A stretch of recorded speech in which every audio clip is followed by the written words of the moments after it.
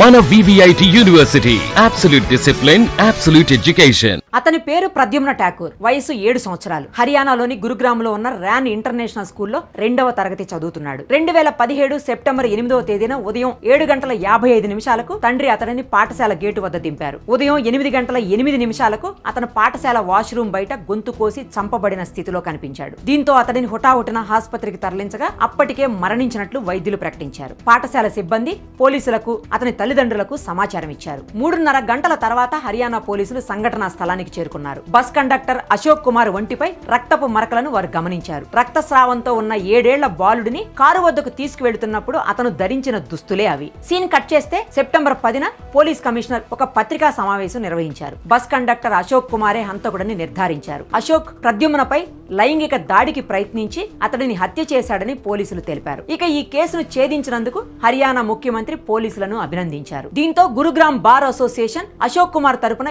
ఏ న్యాయవాది కూడా వాదించకూడదని ఒక తీర్మానాన్ని ఆమోదించింది. దీనికి గాను సుప్రీంకోర్టు ఆ తర్వాత వారిపై క్రమశిక్షణా చర్యలు తీసుకుంది. ఇదిలా ఉంటే అశోక్ ని ఇరికించారని తాను నమ్ముతున్నానని చనిపోయిన ప్రద్యుమ్న తల్లి చెప్పింది. దీంతో సిబిఐ ఈ కేసును స్వీకరించింది. అశోక్ కుమార్ కు వ్యతిరేకంగా వారికి ఎలాంటి ఫోరెన్సిక్ ఆధారాలు లభించలేదు. లైంగిక దాడికి ఎటువంటి ఆధారాలు లేవు. సంఘటనా స్థలానికి మొదట చేరుకున్న తోటమాలి అశోక్ బిడ్డను ఎత్తుకోవడానికి సహాయం చేయడానికి ముందు అతనిపై ఎలాంటి రక్తం చూడలేదని చెప్పాడు. దానికి తోడు పోలీసులు చెప్తున్నట్లుగా లైంగిక దాడి జరిగినట్లు ఎలాంటి ఆధారాలు లభించలేదు. దీంతో ఈ కేసును ప్రతిష్టాత్మకంగా తీసుకున్న సిబిఐ నవంబరు 2017లో అసలు నిందితుడిని అరెస్ట్ చేసింది. నిందితుడు అదే పాఠశాలలో చదువుతున్న 16 ఏళ్ల విద్యార్థి. తన పరీక్షలు రద్దు చేయించుకోవడానికి ప్రద్యుమ్నను చంపినట్లు అతను ఒప్పుకున్నాడని సిబిఐ తెలిపింది. ఇక ఈ కేసులో అసలు నిందితుడు దొరకటంతో మొదట్లో అరెస్ట్ అయిన అశోక్ కుమార్ 2018 ఫిబ్రవరి 28న అన్ని ఆరోపణల నుంచి నిర్దోషిగా విడుదలయ్యారు. 2021 జనవరిలో